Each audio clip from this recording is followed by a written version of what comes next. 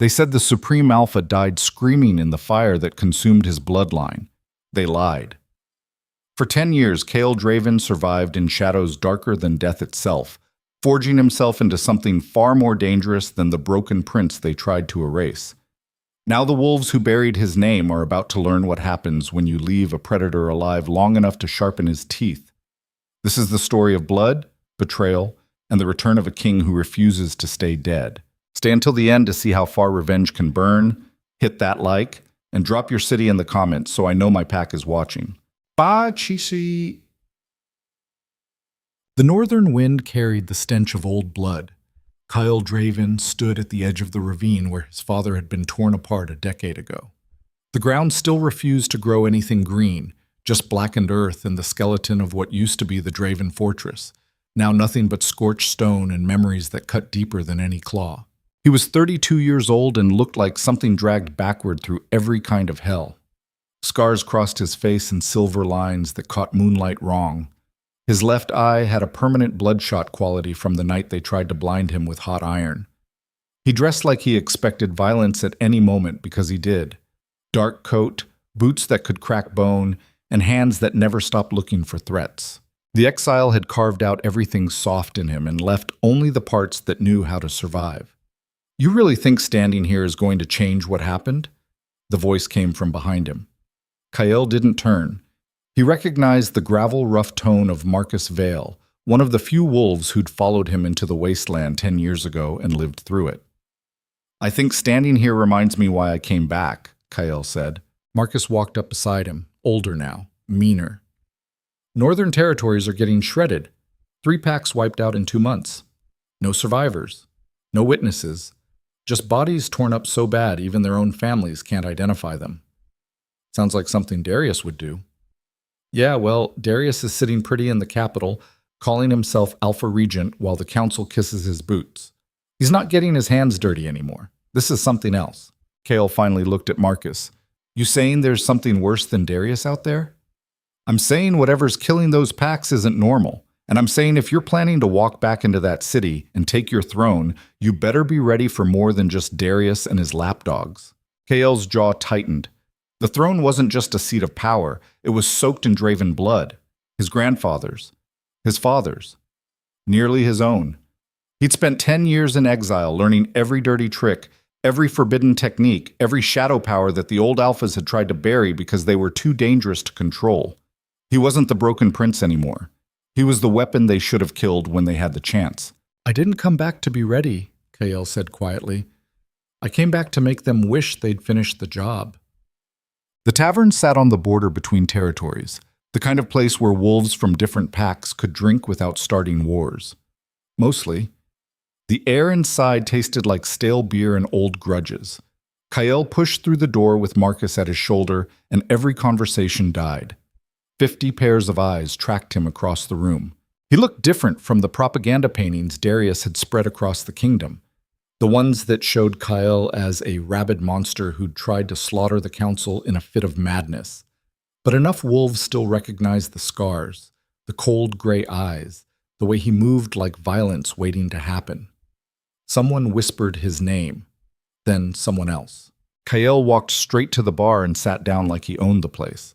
The bartender, a grizzled old wolf named Torin, who'd lost his pack in the Civil War, stared at him for a long moment before pouring 2 glasses of something that smelled like it could strip paint. "Heard you were dead," Torin said. "Heard wrong. Darius put a bounty on your head the size of a small territory." "Good. Means he's scared."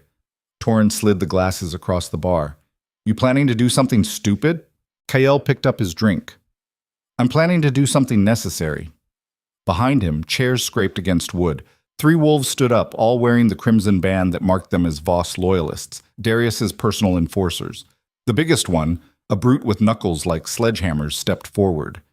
"Supreme Alpha Draven," the brute said, mocking the title.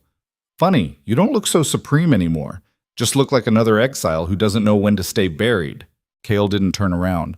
"Sit down before you embarrass yourself." The brute laughed. His friends joined in. "Or what? You gonna cry about your dead daddy?"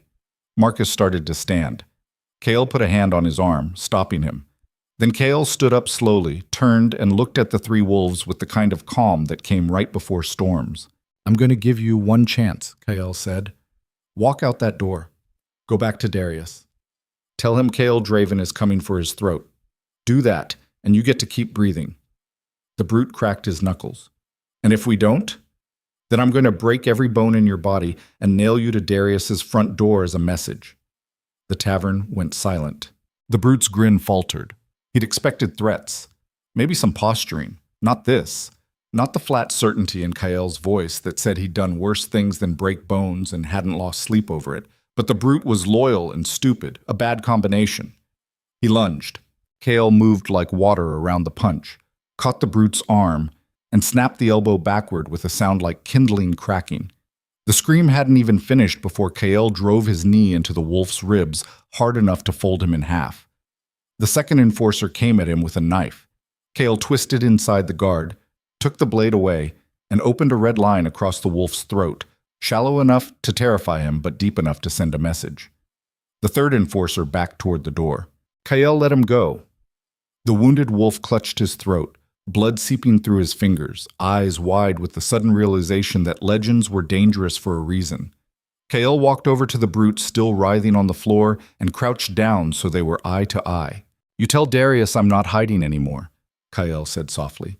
"You tell him every pack he terrorized, every family he destroyed, every wolf he murdered, it's all coming back to him. And when I'm done, there won't be enough left of him to bury." He stood up, grabbed his drink from the bar, and finished it in one swallow. Then he walked out into the night like he hadn't just shattered 3 lives in under 30 seconds. Months. 2 days later, they found the bodies. An entire patrol of Voss soldiers, 15 strong, slaughtered in the woods outside the northern checkpoint. Not just killed, annihilated, limbs torn off, spines ripped out, heads mounted on branches like some kind of sick warning. Kale stood in the center of the massacre, studying the carnage with the detached focus of someone who'd seen worse. Marcus circled the perimeter, his face grim. This wasn't a fight. This was a slaughter. "No claw marks," Kale said. "No bite patterns. Just raw strength." "What kind of wolf fights without claws or teeth?" Kale crouched beside one of the bodies, examining the wounds. The flesh was shredded in ways that didn't match any natural weapon. It looked almost like something had grabbed the soldier and simply pulled him apart with brute force. "Not a wolf," Kale said quietly. "Something else." A branch snapped behind them. Both wolves spun, ready for violence. A figure emerged from the trees, lean, fast, moving with the kind of predatory grace that came from a lifetime of hunting instead of being hunted. Female. Mid-20s. Dark hair pulled back tight, eyes the color of storm clouds, and a crossbow loaded with silver-tipped bolts aimed directly at Kale's chest. "Celine Ashmore," Kale said, recognizing her instantly. The rogue tracker. She didn't lower the crossbow. Kale Draven, the dead Supreme Alpha who apparently doesn't know how to stay dead. "Funny. I was about to say the same thing about you. Heard Darius wiped out your whole family 3 years ago." Something dark flickered across her face. He missed one. They stared at each other across 10 feet of blood-soaked ground, 2 survivors of the same war, both shaped by violence into weapons that didn't know how to be anything else. Marcus cleared his throat. "Anyone want to explain why we're not killing each other yet?" Selene finally lowered the crossbow, but her finger stayed near the trigger. "I've been tracking these attacks for 6 weeks. Every massacre leads back to the capital. Every trail goes cold at the same point. And every single victim has one thing in common." "They oppose Darius," Kale said. "No." Celine's eyes locked onto his. "They oppose something Darius is protecting. Something worse than just a corrupt alpha regent." She reached into her coat and pulled out a blood-stained journal, tossed it to Kyle. He caught it, flipped it open. The pages were filled with names, dates, locations, a map of systematic elimination. "This belonged to a council member who grew a conscience too late," Celine said. "He documented everything before they found him. Darius isn't just ruling the Empire. He's running an experiment, creating something that isn't wolf, isn't human, something designed to hunt alphas specifically." Kale's blood went cold. Hybrids. Worse. These things are controlled, programmed, They're hunting down anyone who might challenge Darius's power, and they're doing it with precision that shouldn't be possible. Marcus swore under his breath. So we're not just fighting corrupt politicians, we're fighting monsters bred in labs. Celine's expression was carved from ice. And if Darius has an army of these things, then your little revenge mission just became a suicide run. Kael closed the journal, met her eyes. You're telling me this because you want something. I want Darius dead. I want the council exposed, and I want every wolf who participated in my family's murder to watch their empire burn. She stepped closer, close enough that Kael could see the barely controlled rage burning in her. But I can't do it alone.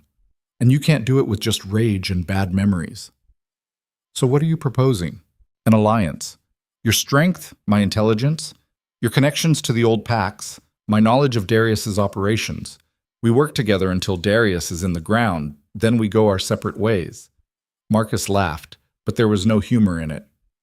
You really think you can trust each other long enough to make that work? Celine's smile was sharp. I don't trust anyone who hasn't tried to kill me at least once. Makes things simpler. Kael studied her for a long moment. She was dangerous, damaged, driven by the same demons that haunted him every night. Exactly the kind of wolf who'd either save his life or put a blade in his back when he wasn't looking. He held out his hand. She took it. The alliance was sealed in blood-soaked dirt under a sky that promised nothing but violence ahead. They traveled north through territories that had forgotten the Draven name, sleeping rough, moving fast, always staying ahead of Darius's patrols. Celine proved herself a dozen times over, efficient, ruthless, and completely immune to Kael's authority in ways that would have gotten her killed in the old empire. He liked her for it. 3 nights into their journey, they made camp in the ruins of an old pack house that had been abandoned since the Civil War. Marcus built a fire while Kael secured the perimeter. When he came back, Celine was studying the journal again, cross-referencing names with a map she'd sketched in the dirt. You memorizing that thing? Kael asked, sitting down across from her. Someone has to. You're too busy brooding. I don't brood. She looked up, one eyebrow raised.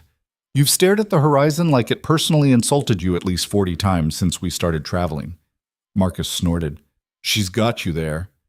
Kael ignored him. What are you looking for? Celine's expression turned serious. Patterns. Darius is smart, but he's not creative. Everything he does follows a structure. If I can figure out the structure, I can predict his next move. And I think he's planning something for the Blood Moon Gathering next month. Every attack, every elimination, it's all building toward that. He's clearing obstacles. The Blood Moon Gathering was sacred. Once every decade, all the major packs came together under the Crimson Moon to renew alliances, settle disputes, and maintain the fragile peace that kept the Empire from tearing itself apart. It was the one night when even enemies had to lower their claws. If Darius was planning something for the gathering, it meant he was ready to make a move that would reshape the entire Empire. He's going to consolidate power, Kael said quietly. Make himself Supreme Alpha permanently. Celine nodded. And if he's got those hybrids backing him, no one will be able to stop him. Marcus poked the fire with a stick. So what's the play? Storm the capital, crash the gathering, get ourselves killed in spectacular fashion. Kael was quiet for a long moment, staring into the flames. His father used to tell him that leadership wasn't about making easy choices. It was about making the choice that let you sleep at night, even when everything was burning. We find allies, Kael said finally. The old clans, the ones Darius couldn't corrupt or kill. We rebuild the alliance my father tried to create before they murdered him. And when the blood moon rises, we make Darius face every wolf he's wronged. Celine's eyes gleamed. You're talking about starting a war. I'm talking about finishing one. A book. The first clan they approached was the Ironwood Pack, led by Alpha Rowan Kane, a wolf so old he'd fought in the Civil War on 3 different sides. His territory was deep in the mountains, protected by cliffs and wolves who'd forgotten how to trust strangers. Getting an audience took 2 days of negotiations and one fight where Kael had to prove he was still strong enough to lead. He won by breaking the challenger's jaw and then helping him set it back in place, earning grudging respect. Rowan met them in a longhouse that smelled like pine and old smoke.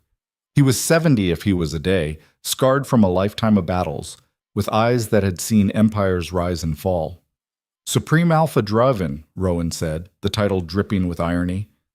Or should I call you the Exile? The Dead Prince? The Ghost? Call me whatever makes you feel better about helping me kill Darius Voss.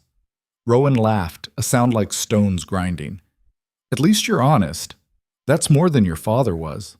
Kale's jaw tightened. My father tried to unite the packs under fair law. Darius murdered him for it. Your father tried to seize power and called it justice. Darius murdered him for it. Same result, different speeches. Rowan leaned forward. What makes you different? I don't want power. I want revenge. Even worse, revenge makes wolves do stupid things. Celine stepped forward. With respect, Alpha Kane, this isn't just about revenge. Darius is creating weapons designed to hunt alphas. If you think your isolation will protect you, you're wrong. Eventually, his reach will extend here. Rowan's eyes shifted to her, calculating. Ashmore. I remember your father, Good Wolf, died screaming. Celine didn't flinch. Yes. And if you don't help us, you'll die the same way. The old alpha smiled, showing teeth that were still sharp. I like her. She's got spine. He looked back at Kael.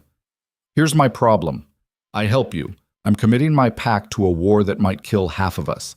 I don't help you, Darius eventually comes for us anyway. Either way, we bleed. So make the bleeding count for something, Kael said. Rowan was quiet for a long time. Outside, wolves howled at the rising moon, their voices echoing through the mountains like ghosts of every wolf who'd died fighting for empires that didn't deserve them. Finally, Rowan stood up. I'll commit my pack to your war on one condition. Name it. You prove to me you're not your father.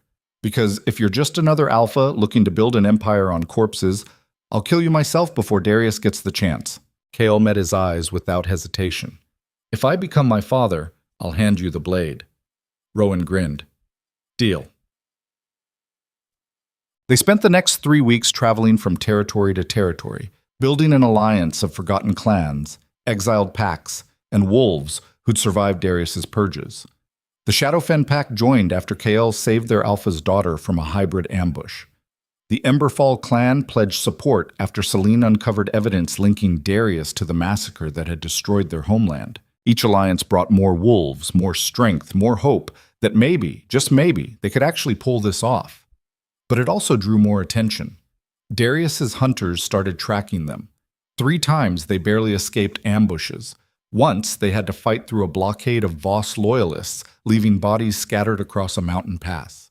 Marcus took a blade to the ribs and nearly died before Celine stitched him up with field medicine and pure stubbornness. They were winning the slow war of gathering allies. But time was running out. 1 week before the Blood Moon gathering, they made camp in the ruins of the old Draven fortress. Kael hadn't been back since the night of the massacre. Standing in the courtyard where his father had died, surrounded by ghosts and broken stone, he felt something crack open inside him. Celine found him there hours later, staring at the spot where the throne room used to be. Marcus is asking what the plan is for the gathering, she said quietly. Kael didn't turn around. You ever wonder if we're just trading one tyrant for another? Every day. He finally looked at her. What if Rowan's right? What if I'm just my father wearing different scars? Celine walked over to him, stood close enough that he could see the war in her eyes. The same doubt, the same fear that revenge was turning them into the very thing they were fighting. Your father wanted to rule, she said. You want to survive. That's the difference. And maybe it's not much of one. But it's enough. Enough for what? Enough to risk everything on the chance that you're not lying to yourself. They stood there in the ruins of a dead empire, 2 wolves who'd lost everything except the ability to keep fighting, and for just a moment, the weight of what they were attempting crashed down on both of them. Then Kael's expression hardened. The plan is simple. We crash the gathering. We expose Darius in front of every alpha in the Empire. And when he tries to have us killed, we show them exactly what kind of monster he's created. And if it goes wrong, then we die fighting, same as we've been doing for 10 years. Celine smiled, sharp and dangerous. I can live with that. The night before they left for the capital, Marcus pulled Kael aside. I need to tell you something, the older wolf said, his voice rough with something that might have been fear. What? There's a rumor about you. About what you can do. Kale's expression went cold. What kind of rumor? The shadow power. The thing the old alphas tried to bury. People are saying you've got it, that you can tear through wolves without touching them. That if you lose control, you could level entire packs. Kyle was quiet for a long time. The shadow power was real. He'd discovered it during his exile, deep in forbidden territories where old magic still pulsed through the earth. It was the reason he'd survived. The reason he was strong enough to come back. It was also the reason he woke up every morning terrified he'd become the monster everyone already thought he was. It's true, Kyle said finally. Marcus's face went pale. Kyle, I know what you're going to say, that it's too dangerous, that using it makes me no better than Darius, that I should have told you sooner. I was going to say, be careful. Marcus gripped his shoulder. Because if Darius finds out, he's not going to try to kill you. He's going to weaponize the fear. He's going to turn every pack against you before you even get close. Kyle met his eyes. Then I guess we better make sure he doesn't find out until it's too late. Bahan. They arrived at the capital on the night of the blood moon. The city was massive, carved from white stone and lit by thousands of torches that made it look like the stars had fallen to earth. Every major pack in the empire had sent representatives. The streets were packed with wolves in formal regalia, preparing for the sacred gathering. Kyle and his allies moved through the shadows, avoiding patrols, staying invisible. Celine had secured entrance through a sympathetic servant who owed her family a blood debt. They would enter the gathering hall just as the ceremony began, when Darius was at his most vulnerable. Everything was going according to plan, until Celine disappeared. One moment she was beside Kyle, moving through the servants' corridor. The next, she was gone. No struggle, no sound, just vanished like smoke. Kale's blood turned to ice. Marcus grabbed his arm. It's a trap. I know. We should leave, regroup, figure out. Kyle pulled away, his eyes burning with something darker than rage. They took her to get to me, which means she's still alive, which means I'm going in. That's suicide. Then die with me or get out of my way. Marcus stared at him for a long moment, then drew his blade. Your father would have left her. I'm not my father. They burst through the doors of the gathering hall, just as Darius Voss stood before the assembled alphas. Celine Ashmore kneeling in chains at his feet, blood dripping from a wound in her side. And the Alpha Regent smiled like he'd been waiting for this moment his entire life.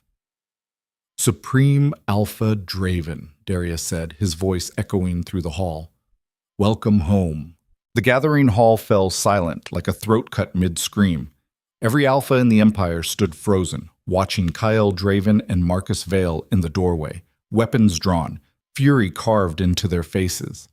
The torches lining the walls flickered shadows across white marble columns, turning the sacred space into something that felt more like a coliseum than a place of peace. Celine knelt at Darius's feet, chains wrapped around her wrists, blood soaking through her shirt from a wound that looked deliberate, controlled, not meant to kill, just to hurt enough to make a point. Her eyes met Kyle's across the hall. No fear in them, just cold calculation and rage barely leashed. Darius Voss stood at the center of the raised platform, dressed in ceremonial robes that should have belonged to a Supreme Alpha, not a regent who'd murdered his way into power. He was 50, built like a war machine, with silver threading through dark hair and eyes that measured everything in terms of what it could do for him. He smiled at Kyle like a parent greeting a wayward child. 10 years, Darius said, his voice carrying through the hall without effort. 10 years you've been hiding in shadows, nursing your wounds, dreaming about this moment. And now here you are, exactly where I wanted you. Kale took 3 steps forward. Every alpha in the room shifted, hands moving toward weapons. Marcus stayed at his back, covering the exit, ready for the bloodbath that was coming. Let her go, Kale said, his voice flat and cold. This is between us. Darius laughed. Between us? No, Kale. This stopped being between us the moment you started recruiting my enemies, spreading lies about hybrids and conspiracies, convincing desperate wolves that you could save them from the very stability I've spent a decade building. He gestured to the assembled alphas, politicians and warriors dressed in the colors of their territories, all watching with expressions that ranged from curiosity to outright hostility. These wolves remember your father, Darius continued. They remember how Aldrich Draven tried to consolidate power, eliminate opposition, create a dictatorship hidden behind speeches about unity and fairness. They remember the civil war his ambition almost started, and they remember voting to remove him before he could destroy everything our ancestors built. Kael's hands tightened on his blade. The lie was perfect because it had just enough truth threaded through it. His father had wanted to centralize power, had believed the empire needed a strong hand to survive. But Aldrich Draven had never planned mass murder, never built torture chambers beneath the capital, never created monsters in laboratories. That was all Darius. My father wanted to end corruption, Kael said. You murdered him to protect it. Your father wanted to be emperor, Darius corrected. I stopped him. The council voted. Democracy won. And you, the broken little prince, ran away to nurse your wounds instead of accepting the will of the people. Murmurs rippled through the alphas. Kael could feel the room turning against him, old propaganda doing its work, fear of the Draven name mixing with relief that someone had been strong enough to stop them. Selene spoke for the first time, her voice rough with pain. Tell them about the hybrids, Darius. Tell them about the experiments, about the wolves you've murdered to keep your secrets buried. Darius looked down at her like she was a bug that had spoken out of turn. The ramblings of a rogue tracker whose entire family was killed for treason. Tragic, really, but not exactly a credible witness. He snapped his fingers. Guards appeared from alcoves Kael hadn't noticed, at least 30 of them, armed with silver-tipped weapons and wearing armor that marked them as Voss elites. They surrounded Kael and Marcus in a loose circle, cutting off every escape route. Here's what's going to happen, Darius said, his tone shifting to something colder. You're going to drop your weapons. You're going to kneel. And you're going to confess in front of every alpha in this empire that you came here to assassinate the council and seize power through violence, just like your father tried to do. Kael didn't move. And if I don't? Darius drew a curved blade from his belt, pressed it against Selene's throat. Then I open her up right here, right now, and after that, I hunt down every wolf who joined your pathetic rebellion and make examples of them. Their families, their packs, everyone. The blade drew a thin line of blood. Selene didn't flinch, but Kael saw her jaw clench, saw the way her breathing quickened despite her control. Marcus whispered behind him, We can fight. Take as many as we can before they drop us. Kael's mind raced through scenarios, each one ending in blood and failure. They were outnumbered, surrounded, with no allies in the room willing to risk their packs on a dead prince's revenge mission. Even if he unleashed the shadow power, even if he killed every guard in the hall, Darius would slit Selene's throat before Kael could reach him. And the alphas would see only a monster proving every lie Darius had ever told about the Draven bloodline. He thought about his father kneeling in this same hall 10 years ago, surrounded by wolves he'd trusted, realizing too late that betrayal wore the face of democracy. Kael wasn't his father. He dropped his blade. The sound of metal hitting marble echoed through the hall like a death knell. Marcus swore under his breath but followed suit, weapons clattering to the floor. Darius's smile widened. Wise choice. Now kneel. Kael's knees hit the cold stone. Beside him, Marcus did the same, fury radiating off him in waves. Louder, Darius said, so everyone can hear. Tell them why you came here. Kael looked up, met Selene's eyes. She was shaking her head slightly, telling him not to do it, that dying with dignity was better than living on your knees. But Kael had learned something in 10 years of exile that his father never understood. Sometimes you had to lose the battle to win the war. I came here, Kael said, his voice carrying through the hall, to kill you. The alphas gasped. Darius's expression shifted to triumph. But not for revenge, Kael continued, louder now. For justice, for every pack you've terrorized, for every family you've destroyed, for every wolf who disappeared because they questioned your authority. Lies, Darius snapped. Then explain the massacre at Thornridge, 15 families, no survivors, blamed on rogues, but the only evidence pointed to Voss operatives. Murmurs again, louder this time. Explain Blackwater territory, Kael pushed. An entire settlement burned to ash. You said it was an accident, but 3 witnesses saw your guards setting the fires. Darius's jaw tightened. Witnesses who later recanted when they realized they'd been mistaken. Recanted or were silenced? The murmurs turned into voices. Alphas talking among themselves. old suspicions bubbling up. Kale could see doubt creeping into faces, cracks forming in Darius's perfect narrative. Celine picked up the thread, her voice cutting through the noise. The journal, the one I found. It documented 6 years of systematic elimination. Targets? Methods. Payments to assassins. All authorized by the Alpha Regent himself. A forgery, Darius said, but his voice had lost some of its certainty. Created by desperate wolves trying to undermine lawful authority. Then let the council investigate, Kyle said. Open your records. Let independent alphas examine the evidence. If we're lying, you have nothing to fear. Darius stared down at him, and for just a moment, Kyle saw the calculation happening behind those cold eyes. The Alpha Regent was weighing options, measuring risks, deciding whether to crush this rebellion with violence or with words. He chose violence. Enough, Darius roared. This is exactly what the Dravens do. They throw accusations, spread paranoia, turn wolves against each other until the Empire tears itself apart. I will not let history repeat itself. He yanked Celine to her feet, the blade still at her throat. You want evidence? Here's your evidence. This wolf and her conspirators came here to murder the council. They brought weapons into a sacred gathering. They violated every law we hold sacred, and the punishment for that crime is death. He looked at his guards. Execute them, all 3. Right here, let every alpha witness what happens to those who threaten our peace. The guards moved forward, weapons raised. Kale felt Marcus tense beside him, preparing for a final fight they couldn't win. Then a voice cut through the hall like a blade through silk. Stop. Every head turned. Alpha Rowan Kane stepped out from the assembled crowd, his ancient face carved with disapproval. Behind him came Alpha Nessa Thornridge, leader of the Shadowfen pack, her expression thunderous. Then Alpha Garrett Emberfall, scarred from a lifetime of battles, his hand on his sword. One by one, the Alphas Kyle had recruited stepped forward, forming a loose line between the guards and their targets. Darius's face went pale. What are you doing? Rowan's voice was granite. Stopping an execution without trial.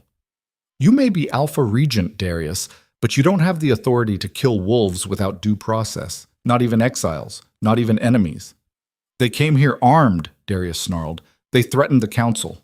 They came here with accusations, Nessa corrected. Serious accusations that deserve investigation, not summary execution. Garrett's hand tightened on his sword. And if you're innocent, Regent, then you should welcome that investigation, unless there's something you're afraid we'll find. The hall erupted into chaos. Alphas shouting at each other, guards looking uncertain. The carefully controlled ceremony dissolving into the kind of political knife fight that Darius had spent years trying to prevent. Kyle saw his moment. He surged to his feet, faster than the guards expected, crossed the distance to Darius in 3 strides, and ripped Celine away from the blade. She stumbled into Rowan's arms as Kyle spun to face Darius, weaponless, but radiating the kind of violence that didn't need steel. You want to kill me? Kale said, his voice low and deadly. Do it yourself, right here, right now. Let every alpha in this empire watch the great Alpha Regent murder an unarmed wolf in front of witnesses. Darius's hand trembled on his blade. He could do it. One thrust and Kale would be dead, the Draven bloodline finally erased. But the room was watching. The alphas were waiting, and Darius was realizing too late that he'd lost control of the narrative. He lowered the blade. Lock them in the holding cells, Darius said, his voice tight with barely controlled rage. We'll convene a formal council hearing in the morning. Let the law decide their fate. It wasn't the victory Kale wanted, but it was the one he needed. They were alive.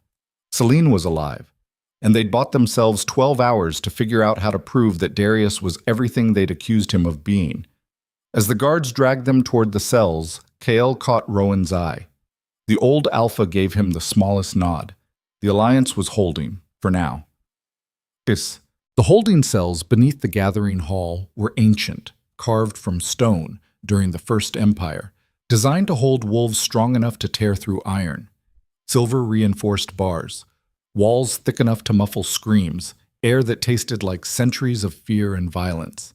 Kyle, Marcus, and Celine were thrown into adjacent cells, close enough to talk, but separated by barriers that would fry their skin if they touched them. Marcus slumped against the wall, pressing a hand to his ribs where a guard had landed a cheap shot during the arrest. Well, that went about as badly as it could have gone. Celine was examining her throat wound in the dim light, checking to make sure Darius hadn't cut deeper than she'd thought. We're alive. That's more than I expected once I woke up in chains. Cale paced his cell like a caged animal, every muscle coiled with frustration. They'd been so close. Another minute and he could have forced Darius into a mistake, made him reveal something that would have turned the Alphas against him. But Darius was too smart for that. He'd spent 10 years building his empire on careful lies and strategic violence.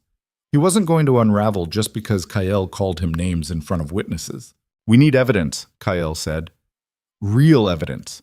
Something the council can't ignore. Celine looked up. The journal isn't enough?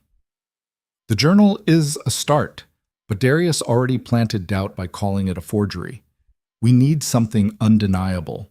Physical proof of the hybrids, records of the experiments, witnesses who can testify to what he's done. Marcus laughed bitterly. And where exactly are we going to find that while locked in silver cages? Before Cale could answer, footsteps echoed down the corridor. A figure emerged from the shadows, moving with the kind of quiet that came from a lifetime of not wanting to be noticed. Young, maybe 25, dressed in servant's clothes, but carrying himself like someone who'd seen violence up close and survived it.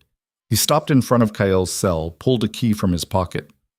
My name is Thane, the young wolf said quietly. I work in Darius's household, and I'm here to get you out. Kale studied him, looking for traps. Why? Because 3 years ago, Darius murdered my brother for asking too many questions about where certain prisoners were being taken.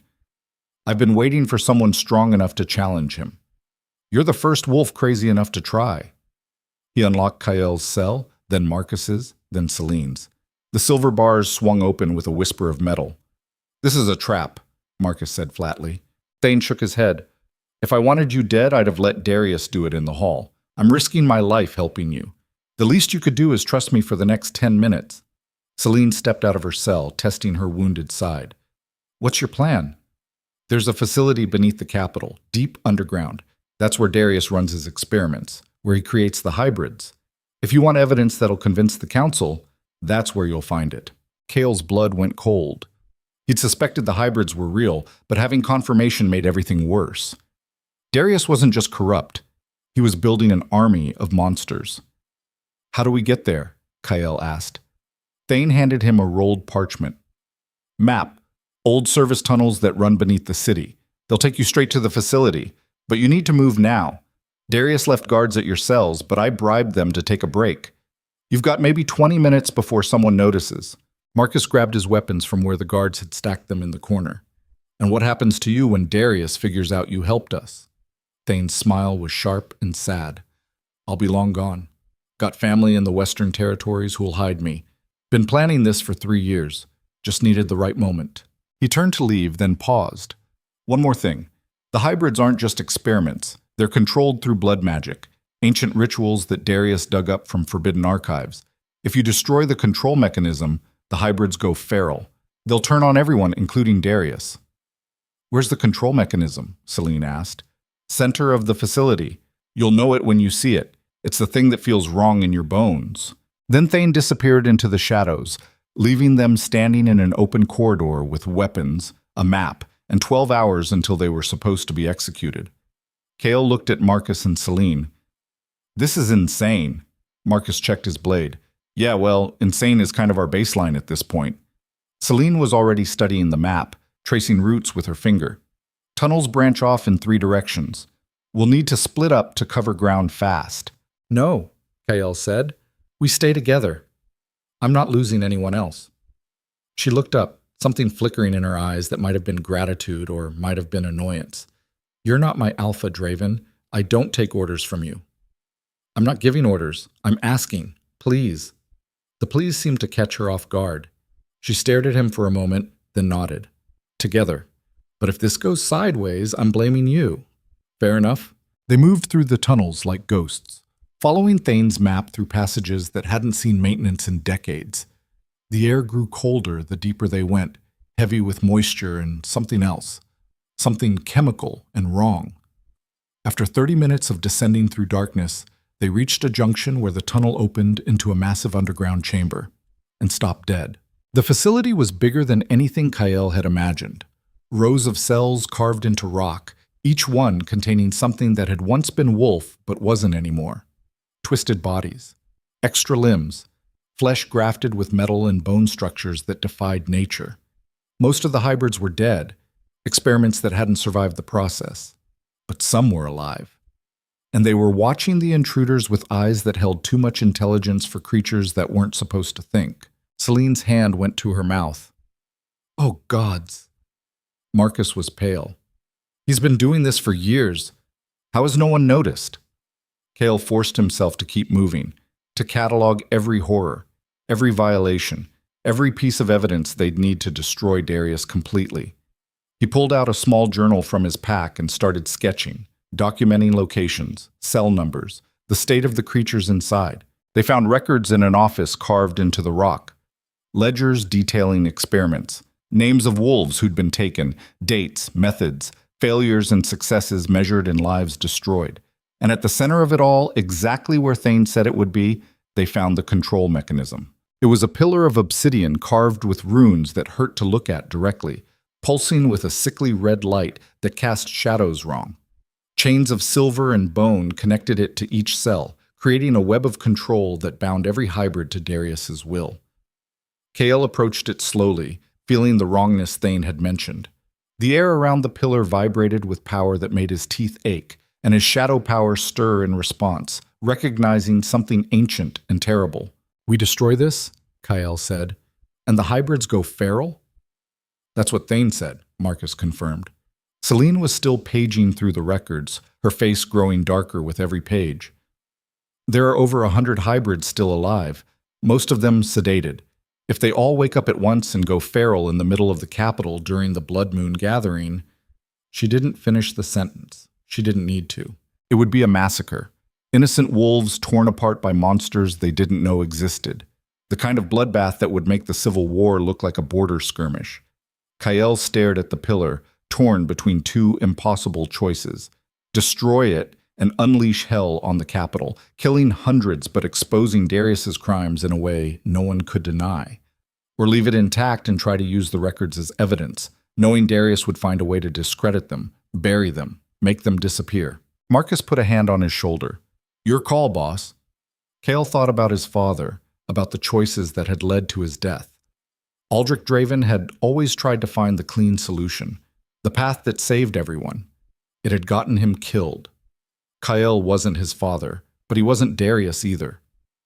We take the records, Cale said finally. Document everything. Get it to the alphas who'll listen. But we don't destroy the pillar. Not yet. Not until we've evacuated the innocents. Celine looked relieved.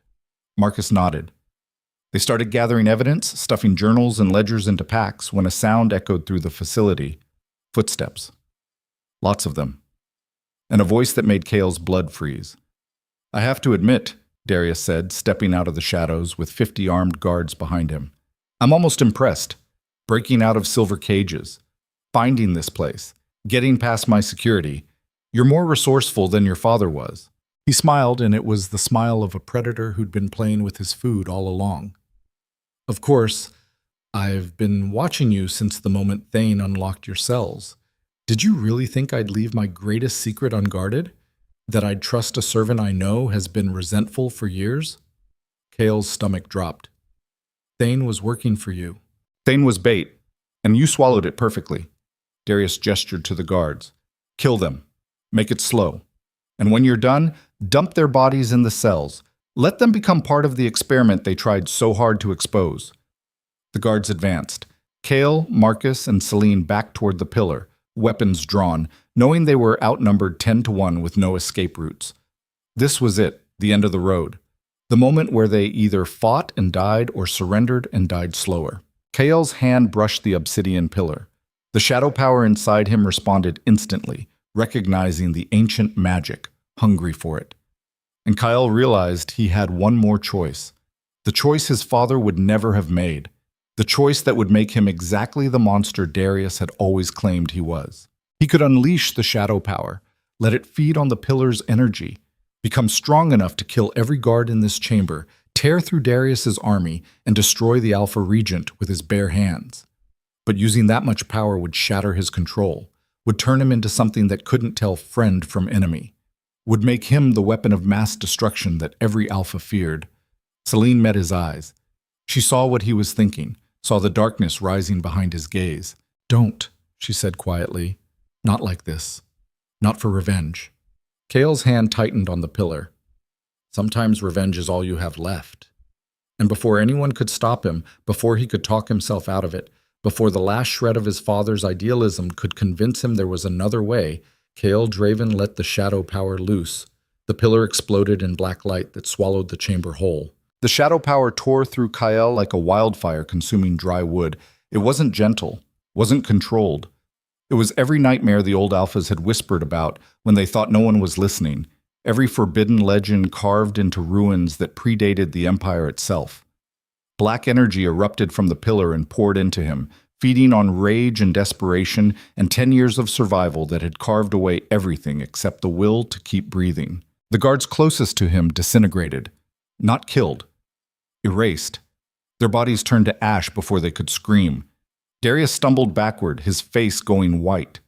For the first time since Kyle had known him, the Alpha Regent looked genuinely afraid. The shadow power didn't care about fear. It wanted blood, wanted destruction, wanted to rip apart every threat until nothing remained but silence and darkness. Kale felt his consciousness fragmenting, pieces of who he was scattering like leaves in a hurricane. The power was too big, too ancient, too hungry. It had been waiting for someone stupid enough to unleash it, and now it wanted to consume everything. He heard Celine screaming his name, heard Marcus shouting something about control.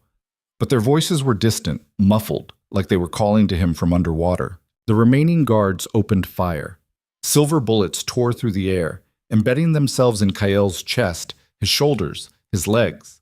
Each one should have dropped him, should have burned through his system and left him bleeding out on the floor. Instead, the shadow power absorbed them, fed on the silver, grew stronger.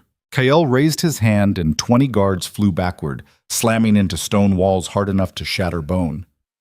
He took a step forward, and the ground cracked beneath his feet, black veins spreading through the rock like infection.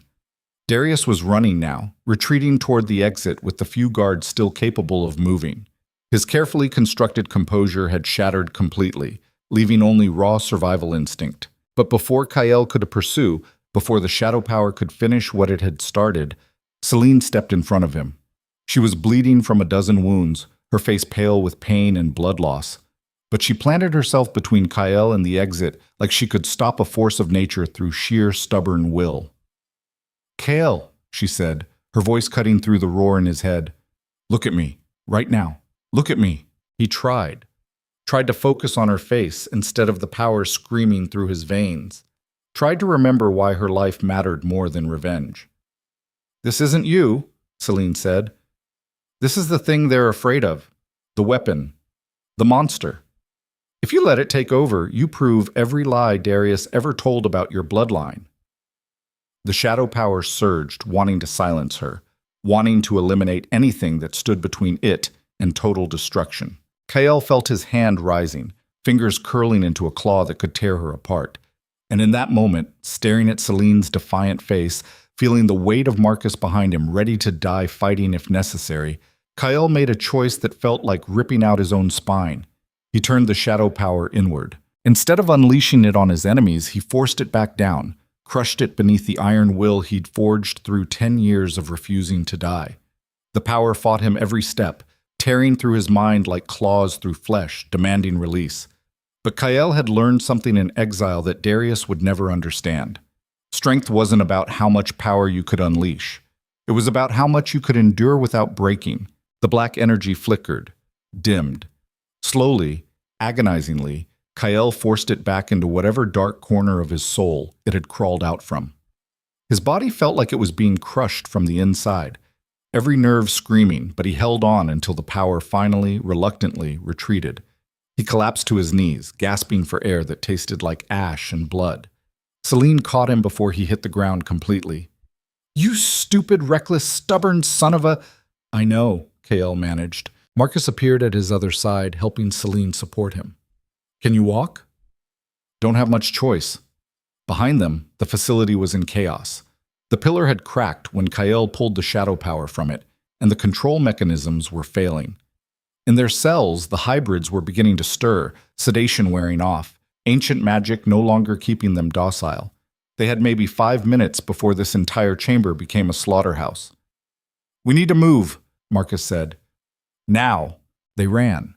Through tunnels that were starting to collapse, past cells where things that had once been wolves were waking up hungry and confused and violent. Behind them, screams echoed as guards who'd been left behind discovered exactly what Darius had created. They burst out of the facility into the service tunnels, sprinting through darkness while the city above them remained blissfully unaware that monsters were crawling up from below. Kyle's mind was still fractured from the shadow power, pieces of his consciousness scattered and struggling to reconnect. He could feel the power coiled inside him now, no longer dormant, just waiting for another moment of weakness to tear free. Using it once had changed something fundamental, opened a door that couldn't be fully closed again. He'd become the weapon everyone feared, and there was no going back. They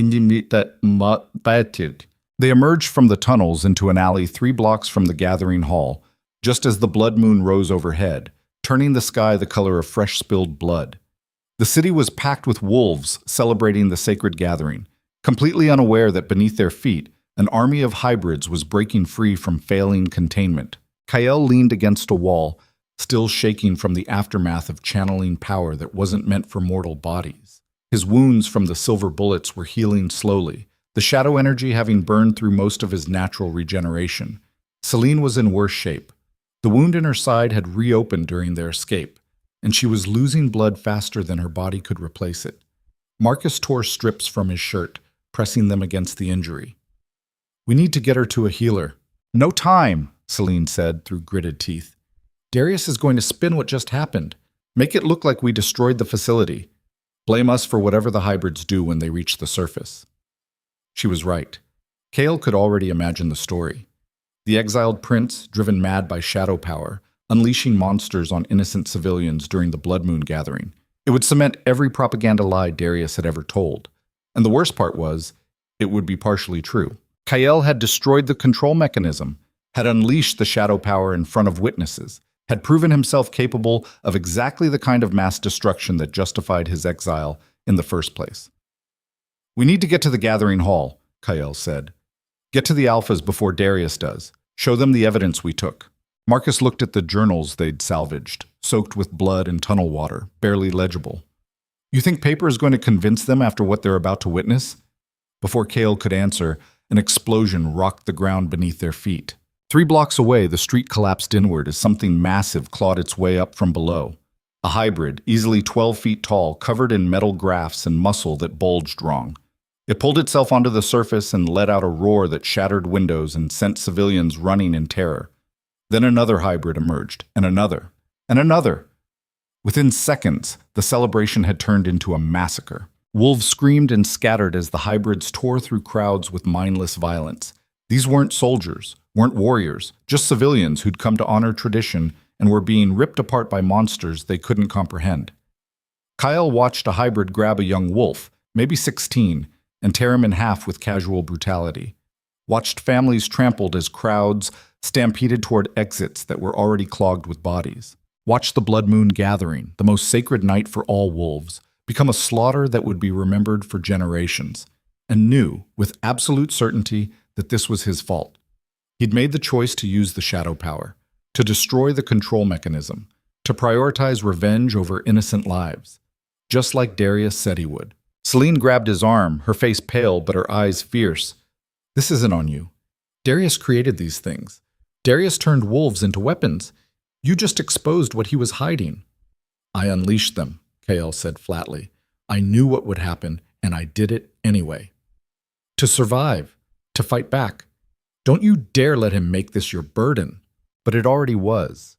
Kyle could feel the weight of every death settling onto his shoulders like stones, each scream adding to the crushing guilt that made it hard to breathe. Marcus was staring at the chaos, his expression grim. We need to stop them, the hybrids, before they kill everyone in the city. How? Celine asked. We're three wolves against an army of monsters specifically designed to hunt alphas. Kale looked at her, then at Marcus, then at the carnage spreading through the streets, and felt the shadow power stirring inside him, eager for another chance to be unleashed. He could do it, could let the power loose, become the weapon again, destroy every hybrid in the city, save the innocents, stop the massacre. But it would cost him everything left of his humanity, would turn him into exactly the monster Darius wanted him to be, would prove that the Draven bloodline was too dangerous to exist, or he could refuse, could try to fight with conventional weapons and watch hundreds die while he struggled with morality. The choice felt like holding knives in both hands and being asked which one to stab himself with. Then a voice cut through his spiral. Supreme Alpha Draven. Kale turned. Alpha Rowan Kane stood at the mouth of the alley with 20 warriors behind him, all armed, all ready for war. Behind them came Nessa Thornridge and Garrett Emberfall with their own forces. The Alphas who'd stood with him in the gathering hall had come to fight. Rowan's ancient eyes took in the blood, the wounds, the barely controlled chaos in Kyl's expression. We saw what came out of the ground, saw what your Alpha Regent has been creating beneath our feet, and we're done letting him define what justice looks like. Nessa stepped forward. You want to stop this massacre? Then stop trying to do it alone. That's what got your father killed. Garrett drew his sword. We fight together or we die together. Your choice. Kyle stared at them, these alphas who had every reason to abandon him, to protect their own territories and let the capital burn. But they were here, standing with him, offering the one thing he'd never had growing up in his father's shadow, a pack that chose him instead of fearing him. The hybrids are drawn to alpha blood, Kale said, his voice rough. They'll target us first. If we engage, we become bait while civilians escape. Good, Rowan said. Been a while since I fought something worth killing. They moved out as a unit, 36 wolves against an army of monsters, charging into a bloodbath that would define the future of the Empire.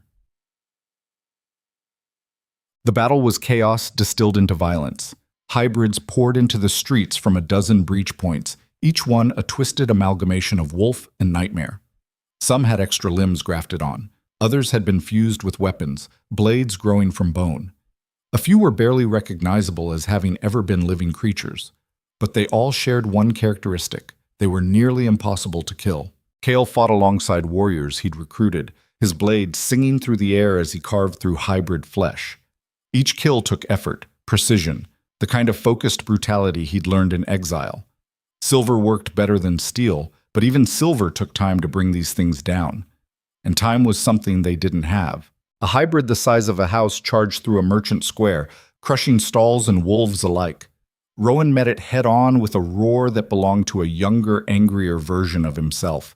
The old alpha dodged claws that could have torn him in half and drove his blade into the creature's throat, holding on while it thrashed and died. Nessa led a squad in protecting the evacuation routes, killing anything that got close to the fleeing civilians. She moved like water, precise and deadly, each strike calculated to maximize damage while minimizing risk. Garrett and his Emberfall warriors formed a defensive line across the main boulevard, holding back a wave of smaller hybrids that moved with pack tactics no mindless creature should possess.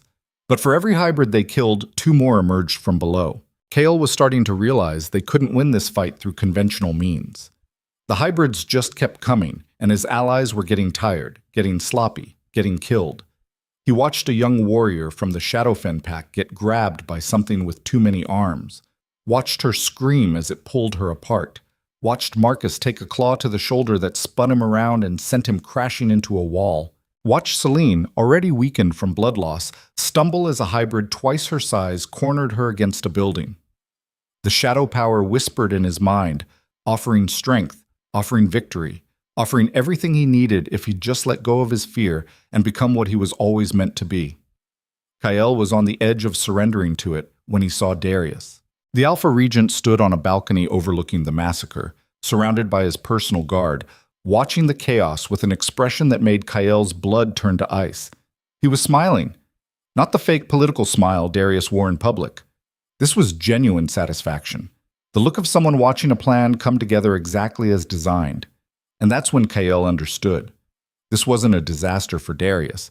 This was the finale. The Alpha Regent had wanted the hybrids to escape, had wanted them to slaughter innocents during the Blood Moon gathering, had orchestrated everything from the moment Kyle returned to the capital, because now, when the dust settled and bodies were counted, Darius would have his proof. Proof that the Draven bloodline was too dangerous to exist, that anyone who challenged the Alpha Regent's authority brought only death and destruction, that the Empire needed strong, stable leadership willing to make hard choices.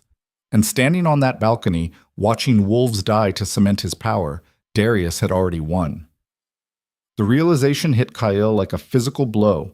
He'd been so focused on revenge, on justice, on proving his father's innocence, that he'd walked straight into a trap designed specifically for someone with his weaknesses. Darius had baited him with Selene, had let him find the facility, had allowed him to destroy the control mechanism, had given him just enough rope to hang himself with. And Kyle had done it perfectly. Every choice he'd made, every decision driven by rage or desperation, had played into Darius's hands. The shadow power, the destroyed facility, the unleashed hybrids. All of it could be spun into a narrative where the exiled prince was the real monster, and Darius was the hero trying to protect the Empire from him. Selene appeared at his side, blood-soaked and barely standing. She followed his gaze to the balcony, saw Darius watching them like prey he was about to devour. "We've been outplayed," she said quietly. Kale's hands tightened on his blade. He wanted this, all of it. We gave him exactly what he needed. So what do we do? Before Kyle could answer, the ground shook again. Not from hybrids emerging. This was different, deeper. And then the real nightmare began. From the central breach point beneath the gathering hall, something massive started pulling itself toward the surface. Something that made every other hybrid look like a failed prototype. The Alpha Hybrid. It was 20 feet tall, covered in armor grafted from metal and bone, with intelligence burning in eyes that had seen things no creature should survive. Chains hung from its limbs, broken restraints that had held it in the deepest part of the facility. Darius's final weapon. His masterpiece. And it was looking directly at Kyle. Rowan limped over, favoring a leg that had been torn open. "Please tell me you have a plan for that thing." Kale watched the Alpha Hybrid tear through a building like it was paper, clearing a path straight toward him. "Working on it." The creature roared, and every hybrid in the city stopped what they were doing and turned toward the same target. Kale Draven, because they'd been programmed to hunt alphas, and standing in the middle of a burning city, covered in blood and shadow power, Kyle was the most alpha presence they could sense. Hundreds of hybrids, all converging on one location, all hunting one wolf. Selene grabbed his arm. "Run, now. Lead them away from the civilians. They'll follow me into the evacuation zones. More people will die." "Then what's the alternative?" Kale looked at her, at Marcus stumbling toward them with blood running down his face, at Rowan and Nessa and Garrett and all the warriors who'd followed him into this nightmare, at Darius on his balcony, waiting to see how the story ended. And Kyle understood, with perfect clarity, what he had to do. The one thing he'd been avoiding since the moment he returned to the capital. The choice that would save everyone except himself. "I fight them here," Kyle said. "All of them. Draw every hybrid to this spot and hold them while you evacuate the city." Marcus's face went white. "That's suicide. That's the only move Darius didn't plan for. He thinks I'll run. Thinks I'll try to save myself while innocents die.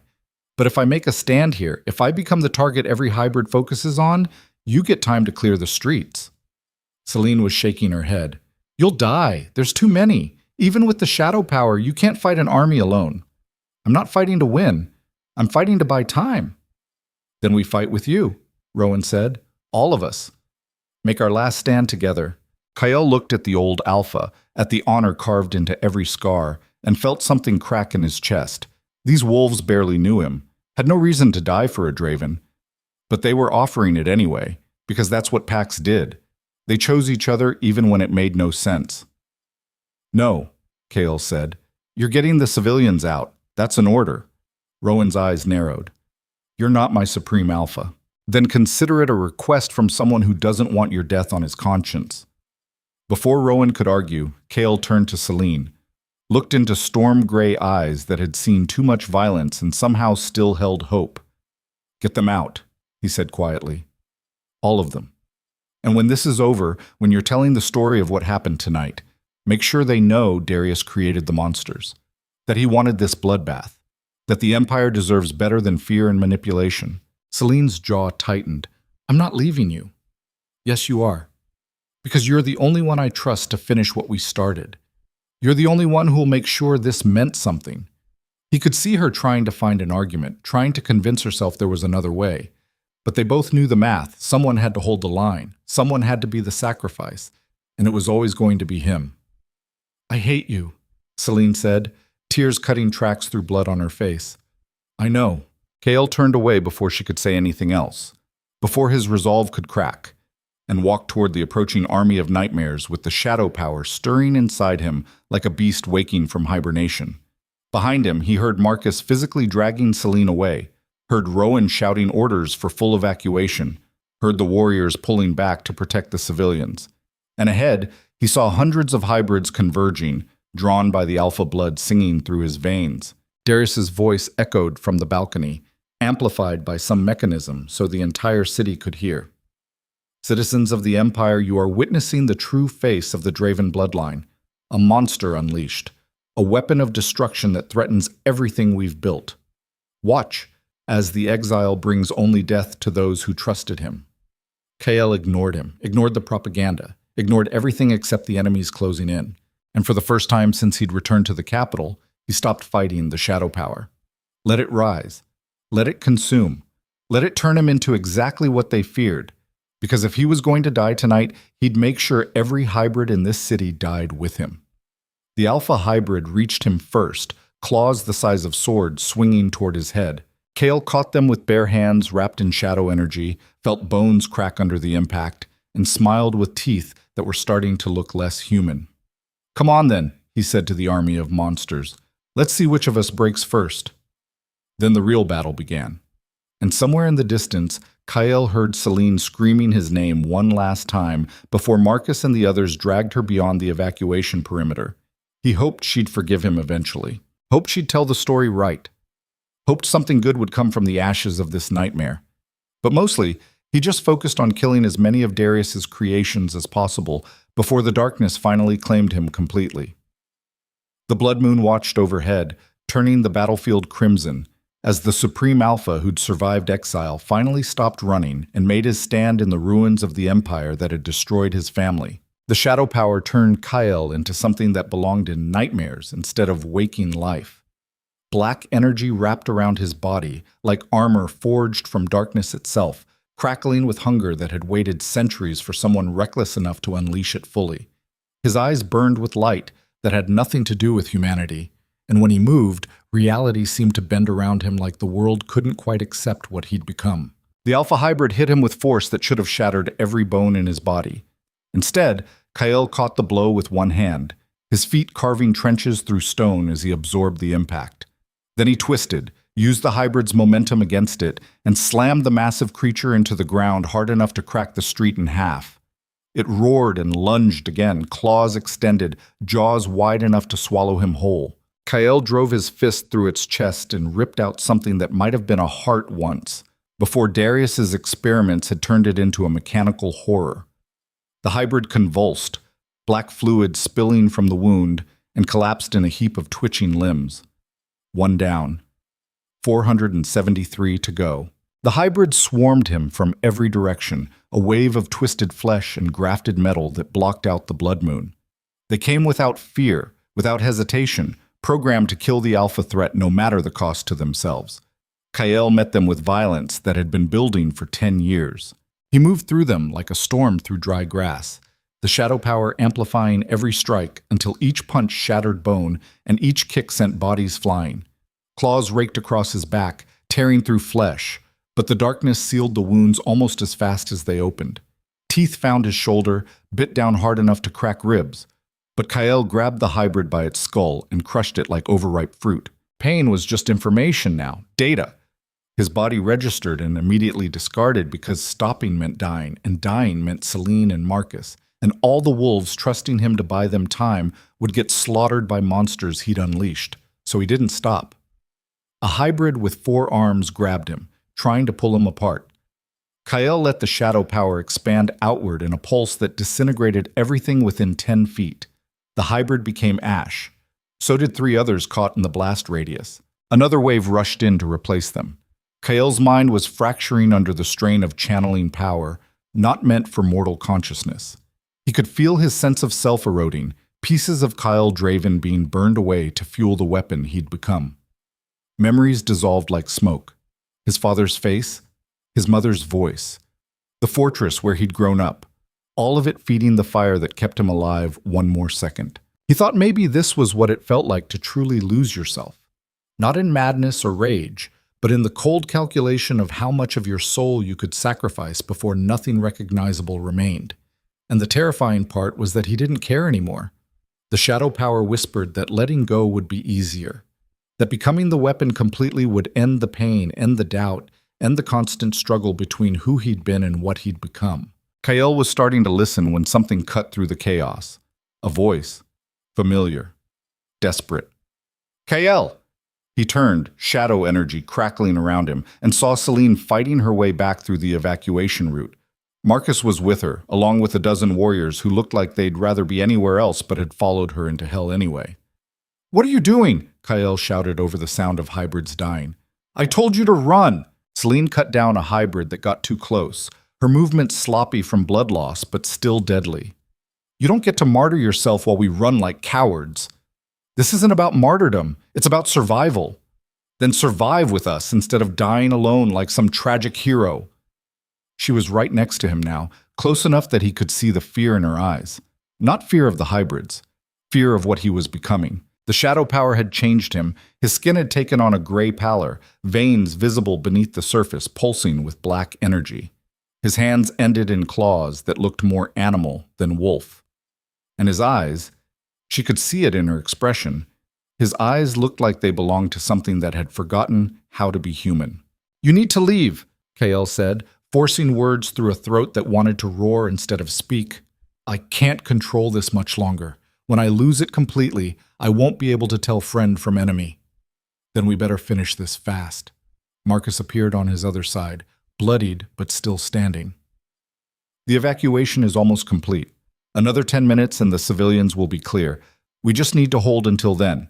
Kale wanted to argue, wanted to shove them away from him, force them to safety even if it meant using the shadow power against them. But a hybrid the size of a building crashed through the street between them, and argument time ended. They fought as a unit, 3 wolves against an army that shouldn't exist. Celine moved with the kind of desperate precision that came from knowing one mistake meant death. Marcus fought like a man who'd survived worse odds and refused to die somewhere as stupid as this. And Kyle tore through hybrids with power that grew stronger and more unstable with every kill. The shadow energy was feeding on the bloodshed, gorging itself on death and destruction, becoming something he could barely contain. Every hybrid that died fueled it. Every wound he took made it hungry for more violence. And somewhere in the fractured remains of his consciousness, Kyle understood that this was how the old alphas had fallen. Not to enemies, to the power they'd unleashed to fight those enemies. The shadow power didn't care about justice or revenge or protecting innocence. It just wanted to consume until nothing remained but darkness. And it was winning. Kale felt his grip on reality slipping, felt the last pieces of who he'd been starting to dissolve. In another minute, maybe 2, there would be nothing left but the weapon. A force of pure destruction that would kill everything in its path until someone strong enough finally put it down. He was preparing to tell Celine and Marcus to run one last time when the hybrid suddenly stopped attacking. Just stopped. Mid-strike. Like puppets whose strings had been cut. They stood frozen in a loose circle around Kyle and his allies, still alive, still aware, but no longer moving. And then Darius Voss walked through them like a king touring his army. He'd descended from his balcony, surrounded by 20 elite guards and carrying something in his hands that made Kale's blood run cold. A control rod. Sleek black metal carved with the same runes that had covered the pillar in the facility. "Did you really think I'd put all my control mechanisms in one place?" Darius asked, his voice calm and measured despite the carnage surrounding him. "The pillar was just the primary nexus. Insurance in case something went wrong. But I always keep a backup." He touched the rod, and every hybrid in the city turned to look at Kyle with synchronized precision. They're magnificent, aren't they? Darius continued, walking closer. The perfect soldiers. Strong, obedient, utterly loyal. Everything natural-born wolves can never be because you're also burdened by conscience and emotion and weakness. Celine spat blood. You created monsters and called it progress. I created the future. Darius looked at her like she was a child who didn't understand basic concepts. The Empire has been weak for too long, divided by territories and petty feuds and councils that can't agree on anything. I'm giving it unity, purpose, a single vision strong enough to drag us into a new era. By murdering anyone who disagrees with you, Marcus said. By removing obstacles, there's a difference. Darius's eyes shifted to Kael, taking in the shadow energy still crackling around him. Though I have to admit you surprised me. I didn't think you'd actually use the forbidden power. Thought you'd cling to your father's ideals about honor and righteousness, even while hybrids tore you apart. Kael tried to speak, but his voice came out distorted, layered with something that wasn't entirely him anymore. This was your plan all along. Make me into the monster. Prove the Draven bloodline is too dangerous. Partly, Darius smiled, but mostly I just wanted to see if you'd do it. If you'd become the weapon everyone feared. Because if you did, it would prove I was right about your family. That given enough pressure, every Draven eventually chooses power over principle. He raised the control rod. Every hybrid tensed, ready to tear into Kael on command. So here's how this ends, Darius said. You surrender, right now. Let my guards chain you with silver and inhibitors that'll suppress the shadow power. Submit to trial and execution. Do that, and I'll let your friends live. They can return to their territories in disgrace, knowing they followed a monster, but alive. Kael looked at Celine, at Marcus, at the warriors who'd fought beside him, saw the answer in their eyes before they spoke. No, Celine said flatly. We don't negotiate with tyrants. Darius sighed. Tragic, but predictable. He started to activate the control rod, and Kael made a choice that would define everything that came after. He grabbed Celine and Marcus, channeled the shadow power into raw speed, and ran. Not away from Darius. Toward him. Through the line of hybrids before they could react, past the guards who were too slow to intercept, straight at the Alpha Regent holding his perfect empire together with lies and forbidden magic. Darius barely had time to raise the control rod in defense before Kael crashed into him with force that sent both of them tumbling through the remains of a collapsed building. They hit stone, rolled through debris, came up facing each other with blood on their faces and murder in their eyes. Behind them, the hybrids surged forward. Kael heard Celine and Marcus engaging them, heard warriors screaming and dying, heard the sound of a battle that would decide the Empire's future. But his focus was entirely on Darius, the Alpha Regent who'd murdered his father, who'd destroyed his family, who'd built an empire on corpses and called it civilization. You want me to be the monster? Kael said, the shadow power making his voice echo. Fine. Let's see if your perfect soldiers can save you from one. Darius smiled, and for the first time, Kael saw genuine excitement in his eyes. Finally. I was beginning to think you'd disappoint me. He drew a blade from his belt, silver edge gleaming red under the blood moon, and launched himself at Kael with speed that proved he wasn't just a politician. He was a warrior who'd killed his way to power and never forgotten how. They collided in a clash of shadow energy and steel, two alphas who'd been circling each other for 10 years, finally allowed to finish what had started the night Aldrich Draven died screaming. Darius fought like a machine built for killing. Every strike was precise, calculated to exploit openings that shouldn't exist. He moved with efficiency that came from decades of combat, wasting no energy, no motion, just cold execution of technique refined through countless battles. Kael fought like something that had forgotten it could die. The shadow power made him faster, stronger, but also more reckless. He took wounds that should have crippled him, trading damage for opportunities to strike back. Darius's blade opened his shoulder, his ribs, his thigh, deep cuts that would have dropped a normal wolf. But Kael wasn't normal anymore. He was the weapon Darius had spent 10 years warning the Empire about, and now it was here, in front of him, trying to tear his throat out. They crashed through walls, shattered stone, left trails of blood and destruction. Around them, the battle between warriors and hybrids raged, but Kael couldn't spare attention for anything except the Alpha Regent. Darius was talking while they fought, his voice calm despite the violence. Your father begged at the end. Did you know that? Begged me to spare you. Promised he'd step down, leave the Empire, disappear into exile if I just let his son live. Kael's fist caught Darius in the ribs, cracking bone. Shut up! I told him I'd think about it. Let him die with hope. Darius's blade found Kael's stomach, sliding between ribs. Then I burned your fortress and hunted you like an animal. Would have killed you too if you hadn't run fast enough. The shadow power surged in response to Kael's rage, giving him strength to grab Darius by the throat and slam him into the ground hard enough to leave a crater. I said shut up! But Darius was laughing even with Kael's hand crushing his windpipe. This is what you are, what you've always been. A rabid beast wearing a crown. Your father knew it. That's why he spent your whole childhood trying to teach you control, because he was terrified you'd become exactly this. Kael wanted to kill him, wanted to crush his throat, tear him apart, make him suffer for every crime, every betrayal, every life destroyed. But somewhere in the fractured remains of his mind, a voice that sounded like his father's whispered that this was the moment that mattered. Not the fighting, not the power, the choice. Kael could kill Darius right now, end him, prove that strength triumphed over manipulation. But doing it like this, with shadow power and rage, would confirm every lie the Alpha Regent had spread about the Draven bloodline. Or he could step back. Let the law decide. Give the council evidence and trust that justice would prevail. The same trust that had gotten his father killed.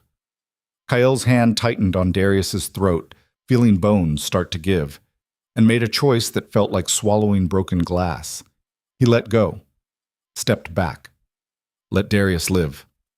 The Alpha Regent coughed, gasping for air, staring at Kael with confusion that morphed into something uglier. What are you doing? Darius rasped. Proving you wrong. Kael turned toward where Celine and Marcus were fighting, intending to help them, to end this battle without becoming the monster Darius wanted. Which was when Darius drove his blade through Kael's back. The silver steel punched through his spine, through organs, erupting from his chest in a spray of blood. The shadow power screamed, trying to heal the wound, but silver poisoning spread faster than it could work. Kael dropped to his knees, feeling his body start to fail. Behind him, Darius pulled the blade free and raised it for the killing blow. You're weak, the Alpha Regent said. Just like your father, and that's why the Dravens will never rule this empire. The blade started to fall, and Celine hit Darius like a missile. She'd broken away from the hybrid fight, seen what was happening, and thrown everything she had left into saving Kael's life. Her momentum carried both her and Darius over the edge of the collapsed building, sending them tumbling into darkness below. Marcus was there instantly, catching Kael before he collapsed completely. Stay with me. Don't you dare die now. But Kael could feel the silver spreading through his system, shutting down organs, killing him from the inside out. The shadow power was trying to fight it, burning through the poison, but the damage was too severe. He was dying. Actually dying this time, not just close enough to feel the edge. Through fading vision, he saw Rowan and Nessa fighting their way toward him, saw the hybrids starting to reorganize as Darius's control rod activated from wherever he'd fallen, saw the battle turning against them. The rod, Kael managed, each word costing him. Destroy it. Only way to stop them. Where's Celine? Marcus demanded. Went over. With Darius. Has to finish it. Down in the rubble below, Kael could hear sounds of fighting. Celine and Darius, both wounded, both desperate, locked in combat that would end with one of them dead. And Kael couldn't help her, could barely breathe. The shadow power was fading, his body's resources depleted, the silver poisoning winning. In another minute, he'd be gone. Just another Draven who died trying to save an empire that had never wanted saving. Marcus was shouting for healers, but Kael knew there weren't any close enough. Knew the wound was too severe anyway. He grabbed Marcus's arm with strength he didn't have. Tell Celine I'm sorry. Should have done this different. Tell her yourself when she gets back. But they both knew that wasn't going to happen. Kael's vision was going dark, the world narrowing to a tunnel of fading consciousness. He thought about his father, about 10 years of exile and rage that had brought him to this moment. Thought maybe he'd done enough. Exposed Darius, saved some innocents, given Celine and the others a chance to finish the fight. Thought maybe that would have to be sufficient. His eyes closed. And somewhere in the darkness below he heard Celine scream, not in pain, in fury. Celine Ashmore had spent 3 years planning Darius Voss's death. She'd imagined it 1,000 different ways, slow and painful, quick and clean, public execution, private murder in a dark alley where no one would find the body. But she'd never imagined it like this. Falling through darkness with the man who'd destroyed her family, both of them wounded and exhausted, landing in the ancient catacombs beneath the capital where old magic still pulsed through stone. They hit the ground hard, separated, rolled to opposite sides of a chamber carved with runes that predated the Empire. Celine came up first, blade in hand, ignoring the screaming pain in her side where her wound had reopened completely. Blood soaked through her shirt, running down her leg, but she pushed past it. Across from her, Darius was pulling himself up using a broken column for support. He'd lost the control rod in the fall, but his blade was still in his hand. "You should have stayed up there," Darius said. "Died with your Supreme Alpha like a loyal soldier." "He's not dead." "He will be." Silver through the spine. "I made sure." Darius smiled through blood-stained teeth. "Just like I made sure when I killed your father. Exact same strike. Poetic, really." Celine's rage was cold and sharp, nothing like the burning fury she'd carried for years. This was different, refined, focused into something that knew exactly what it needed to do. "You talk too much," she said, and attacked. She'd been training for this moment since the night she found her family's bodies. Every technique, every dirty trick, every bit of knowledge about Darius's fighting style that she'd gathered from survivors and witnesses. She was slower than him, weaker, more injured, but she was fighting for something he'd never understood. Not revenge, not anymore. Justice. Real justice. The kind that came from making sure monsters didn't get to walk away. Their blades met in a shower of sparks, silver against steel, two wolves who'd lost everything fighting for control of an empire built on corpses. Darius was better, faster, more experienced, but Celine was willing to die to end him. She took his blade through her shoulder to get close enough to slash across his face, opening a wound that just missed his eye.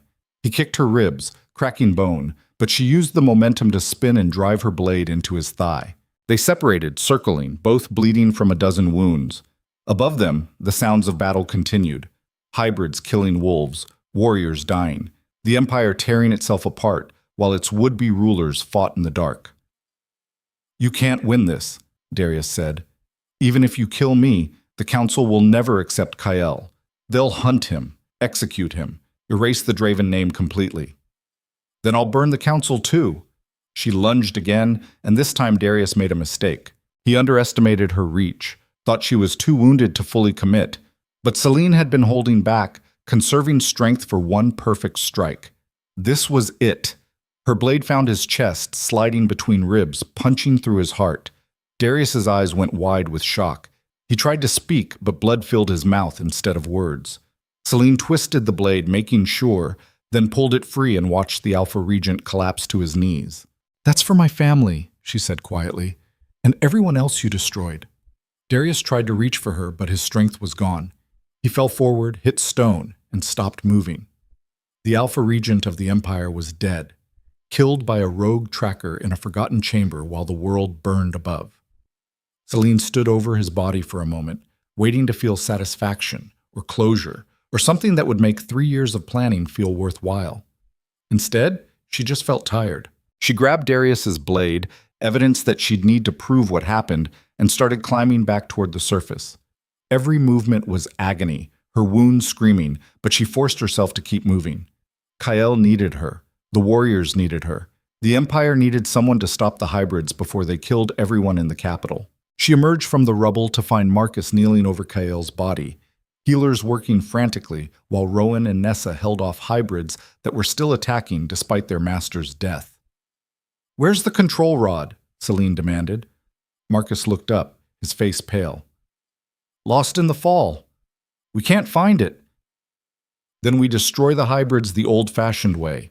She raised Darius's blade, still slick with his blood, and shouted loud enough for every wolf in the vicinity to hear. Darius Voss is dead. The Alpha Regent is dead. These creatures have no master anymore. Push them back, drive them into the breach, and seal it. For a moment, nothing changed. Then Rowan roared his agreement, and suddenly warriors who'd been retreating found new strength. The knowledge that Darius was gone, that his empire had fallen, spread through the defenders like wildfire. They rallied, pushed back, started driving the hybrids toward the massive breach in the center of the city where they'd first emerged. It wasn't clean, it wasn't easy. More wolves died in the next hour than in the previous battle combined. But slowly, painfully, they won. The last hybrid was driven back into the catacombs. Engineers collapsed the breach, sealing the monsters underground. Warriors, too exhausted to celebrate, simply sat down where they stood, covered in blood and ash. And in the center of it all, Celine knelt beside Kael's body, while healers worked to save him from silver poisoning that should have killed him an hour ago. The shadow power had slowed the spread just enough, bought time for medicine and skill to do the rest. But it was close. Too close. Celine held his hand, feeling the faint pulse beneath his skin, and made promises she wasn't sure she could keep. Promises about the future, about rebuilding, about making sure everything they'd sacrificed meant something. And then, just as dawn was breaking over the ruined capital, Kael's eyes opened. He looked at her, confused and in pain, and managed 2 words. "We won?" Celine's laugh came out more like a sob. "We survived. That's close enough." Around them, the blood moon was fading, replaced by sunrise that painted the sky in colors that had nothing to do with blood for once. The Empire had fallen, but something new was about to rise from the ashes. And for the first time in 10 years, Kael Draven allowed himself to believe it might actually be better than what came before. The healers said Kael should have died 3 times before dawn. Once from the silver through his spine. Once from blood loss that would have killed 2 normal wolves. Once from the shadow power burning through his system like acid eating through metal, consuming everything that made him recognizable as the man who'd walked into the capital weeks ago. But Kael Draven had spent 10 years learning how to survive things that should have killed him, and apparently that education hadn't stopped just because he'd finally come home. He woke fully 2 days after the Blood Moon massacre in a room that smelled like medicine and old stone. Sunlight filtered through windows that overlooked what remained of the capital, showing him a city that looked like it had been chewed up and spit out by something with far too many teeth. Buildings collapsed, streets torn open, scorch marks where hybrids had burned before dying, and everywhere the slow movement of wolves trying to rebuild from ruins that still smoked in places. Celine sat in a chair beside his bed, asleep with her head tilted at an angle that was going to hurt when she woke up. She looked thinner than he remembered, hollowed out by wounds and exhaustion and 3 days of refusing to leave his side while he fought through silver poisoning and shadow corruption. Kael tried to sit up and immediately regretted it. Pain lanced through his chest, his back, every part of him that had been torn apart and stitched back together by healers who'd worked miracles just to keep him breathing. The movement woke Celine. Her eyes snapped open, hand going to a blade that wasn't there anymore, warrior instincts kicking in before her brain caught up to reality. Then she saw him awake, and something in her face cracked. "You stupid, reckless, suicidal son of a—" She stopped, swallowed whatever else she was going to say, and just stared at him like she couldn't quite believe he was real. "Missed you too," Kael said, his voice rough from disuse. Celine stood up, crossed to the bed, and hit him hard enough across the shoulder to make him wince. Then she grabbed him and held on, like he might disappear if she let go. "Don't ever do that again," she said into his chest. "Don't ever make me watch you die." Kael held her as carefully as his injuries allowed, feeling the tremors running through her body, understanding that she'd been holding herself together through sheer will, and now that he was awake, she could finally fall apart. "How bad is it?" he asked quietly. She pulled back just enough to look at him. "The capital, the Empire, or you specifically?" "All of it." Celine sat on the edge of the bed, and Kael saw the weight she'd been carrying settle back onto her shoulders, like armor she couldn't take off. "Darius is dead. The council dissolved itself rather than face charges. The territories are in chaos because half the alphas who attended the gathering died in the hybrid attack, and the other half are trying to grab power before anyone else can. The capital lost approximately 1,200 civilians, most of them during the initial breach. And you have been unconscious for 73 hours, while every surviving Alpha in the Empire argued about whether to execute you as a threat or crown you Supreme Alpha as a hero. Motitske Dicha. Kale closed his eyes. Which side is winning? It's about even. Rowan and Nessa and Garrett are arguing that you saved the Empire. The Eastern Alphas are arguing that you unleashed the hybrids in the first place and should be held accountable. Everyone else is just trying to figure out how to survive the power vacuum. What about you? Kyle looked at her. What do you think should happen?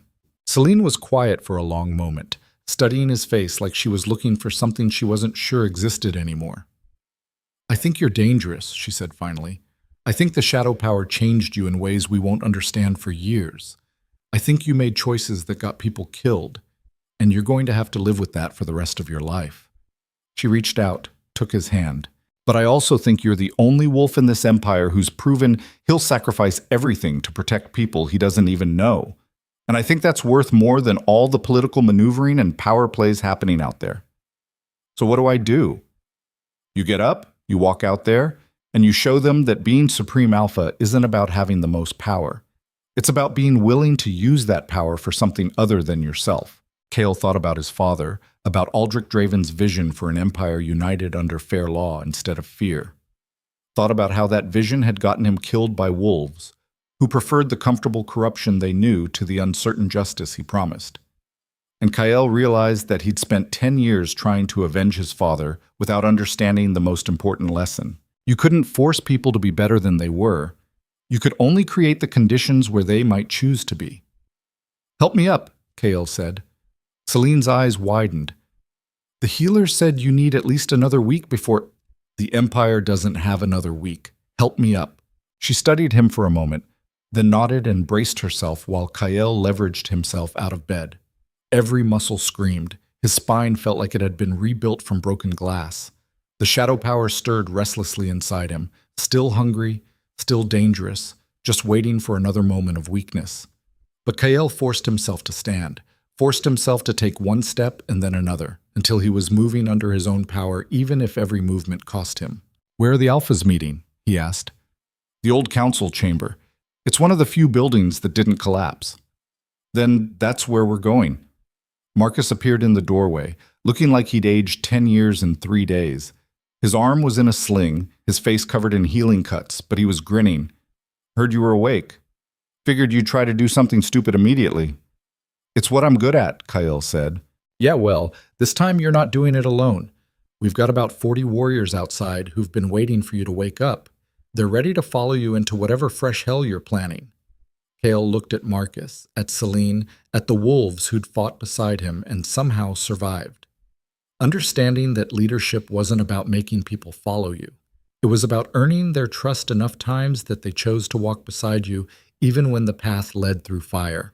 Then let's go show the Empire what happens when you stop hiding from your mistakes and start fixing them. The old council chamber was packed with every Alpha who'd survived the Blood Moon massacre and could still walk. They'd divided themselves into rough factions, territorial instincts overriding any pretense of unity. The Eastern Alphas on one side, the Northern clans on another, the Southern territories keeping to themselves while they measured which direction the wind would blow. Rowan Kane stood at the center of the room, looking like he was about 10 seconds away from starting a war himself, just to make a point. Nessa and Garrett flanked him, both still wearing armor stained with hybrid blood. The room fell silent when Kyle walked through the doors. He looked like death warmed over, pale, scarred, moving with the kind of careful precision that came from broken bones still healing. The shadow power left visible marks now, black veins that crawled up his neck and disappeared under his collar, a permanent reminder of what he'd become. But he walked in like he owned the room, head high, shoulders back, and every Alpha present felt the weight of a bloodline that had ruled empires before most of their families existed. An older Alpha from the Eastern Territories, a wolf named Corvus who'd made his fortune through trade and legal manipulation, stepped forward. Kyle Draven. You stand accused of unleashing forbidden powers, destroying the control mechanisms that kept dangerous hybrids contained, and causing the deaths of over 1,000 innocent wolves. How do you answer these charges? Kyle met his eyes without flinching. Guilty. Murmurs rippled through the chamber.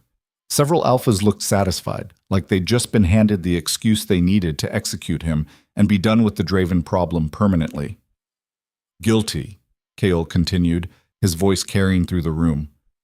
I used shadow power that should have stayed buried. I destroyed mechanisms I didn't fully understand, and wolves died because of choices I made.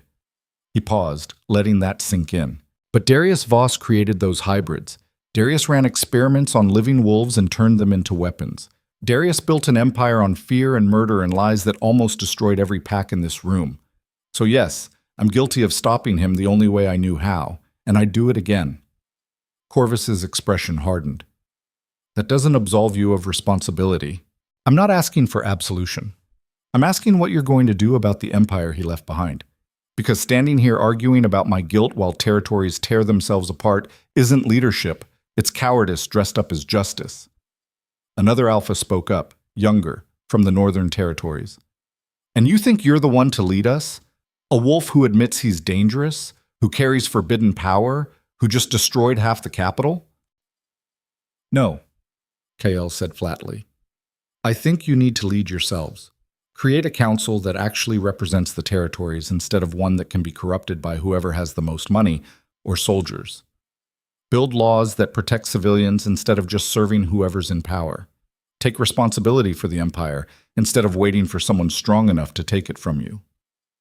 Silence. Then Rowan started laughing, a sound like stones grinding together. You're refusing the throne. After everything you did to get here, you're walking away. I'm not walking away. I'm telling you the throne was always the problem. My father tried to be Supreme Alpha, and it got him killed because he couldn't see that concentrating power in one wolf just makes that wolf a target. Darius proved it. I proved it. How many more times do we need to learn the same lesson? Nessa was studying him with an expression Kael couldn't quite read. So what do you propose? Abolish the position of Supreme Alpha. Create a council where every major territory has equal representation. Rotate leadership so no one wolf can entrench themselves. Build checks and balances so corruption has to fight through multiple layers before it takes root. Make the empire something that survives individual alphas instead of being defined by them. Corvus looked skeptical. And who enforces these new laws? Who makes sure the territories honor their commitments? We do, all of us. Together. Or we fail together, and the empire tears itself apart like it's been trying to do for the last century. It was a gamble. Kael could see it in their faces, the calculation happening behind eyes that had spent lifetimes learning to measure power and threat. He was offering them a system where no one wolf could dominate, which meant giving up dreams of conquest and control. But it also meant no one could do to them what Darius had done. No single alpha would have the power to create monsters or eliminate rivals or build empires on corpses. The choice was between comfort and safety, between ambition and survival. Garrett spoke into the silence, his voice rough. I fought in 3 civil wars, watched territories burn because alphas couldn't agree on anything except that they hated whoever was in charge. Kael's right. The throne is poison, always has been. Maybe it's time we tried something different. Rowan nodded slowly. The old ways are dead anyway. We're just arguing about which corpse to prop up and pretend is still breathing. I'm in. One by one, alphas started agreeing. Not all of them. Some walked out, unwilling to participate in a system where they couldn't claw their way to the top. But enough stayed, enough to build something that might actually work. Corvus was the last to commit, and Kael could see him doing the math, figuring out how to profit in a distributed system. But finally he nodded. We'll try your council, but if it fails, if this new structure proves as corrupt as the old, don't expect mercy from wolves who gave up power to make it work. Fair enough, Kael said.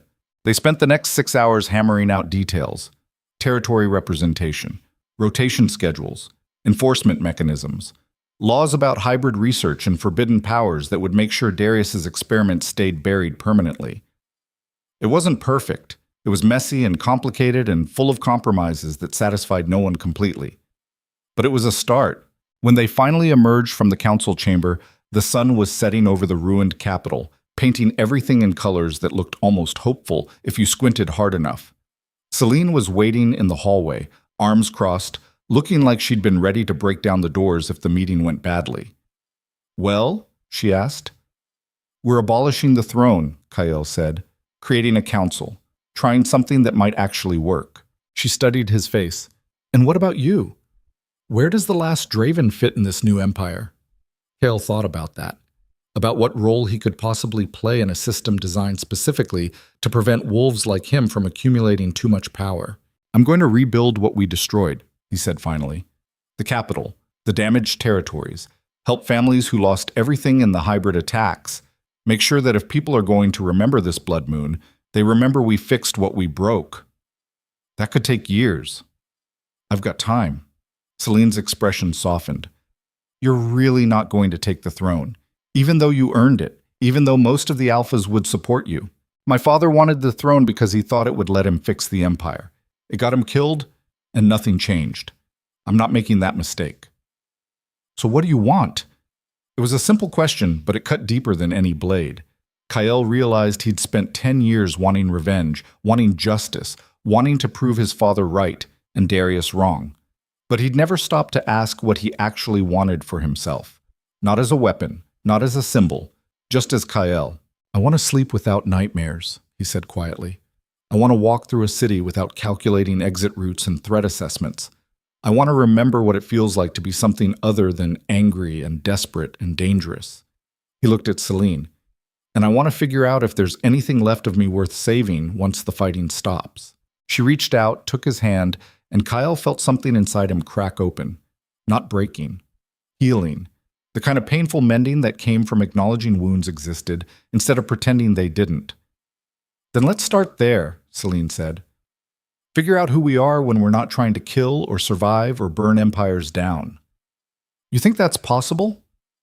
I think we've survived impossible things already. Might as well try one more. The rebuilding took 6 months. 6 months of clearing rubble and rebuilding homes and helping families who'd lost everything figure out how to start over. KL worked alongside civilians, refusing special treatment, just another wolf with calloused hands and a willingness to haul stone until his body gave out. The shadow power stayed with him, a constant presence in the back of his mind. Some days it whispered, some days it roared, but Kyle learned to live with it the way he'd learned to live with scars and nightmares and memories of everyone he'd failed to save. It was part of him now. Not a curse, not a blessing, just a reality he had to navigate carefully. Marcus stayed in the capital, became one of the enforcers for the new council, the kind of wolf who could be trusted to follow laws instead of just strong personalities. He still complained constantly about politics and bureaucracy, but Kyle caught him smiling sometimes when he thought no one was watching. Rowan returned to his mountain territory, but came back every few months to sit on the rotating council. He'd aged visibly, the battle having taken more from him than he'd admit, but his voice still carried weight when he chose to use it. Nessa and Garrett rebuilt their territories and pushed for laws protecting civilians, using their experiences to advocate for wolves who'd never had voices in the old empire. And Celine stayed, not because she had to, not because Kyle asked her to, but because she'd realized that she'd spent 3 years hunting Darius and didn't know what to do with herself now that he was dead. So she helped rebuild, helped wolves who'd lost family members to the hybrid attacks, became the kind of tracker who found missing persons instead of hunting enemies. And slowly, carefully, she and Kyle started building something that looked almost like peace. They didn't talk about love. The word felt too fragile for what existed between two wolves who'd survived hell together. But they talked about everything else, about nightmares, about guilt that didn't fade no matter how much good you tried to do afterward, about the strange emptiness that came from achieving revenge and realizing it didn't fix anything inside you. One night, 6 months after the blood moon, they stood on the walls of the rebuilt fortress, looking out over a capital that was starting to look like it might actually survive. You think it'll last? Celine asked. The council, the new laws, all of it. Kale thought about that. I think it'll last until someone figures out how to break it. Then we'll have to build something better. That's how this works. You don't create perfection, you create something good enough to survive the next crisis. Sounds exhausting. It is. She leaned against him, careful of injuries that had mostly healed but still caused problems sometimes. You ever regret it? Coming back? Fighting Darius? All of it? Kale was quiet for a long time, watching the city lights flicker on as evening settled over the territories. I regret the wolves who died because I wasn't smart enough to find another way. I regret using the shadow power and proving every fear about my bloodline right. I regret that my father never got to see the empire he dreamed about. He paused. But I don't regret surviving, and I don't regret meeting you, so I guess the math comes out complicated. Selene smiled, and it was the first real smile he'd seen from her in months.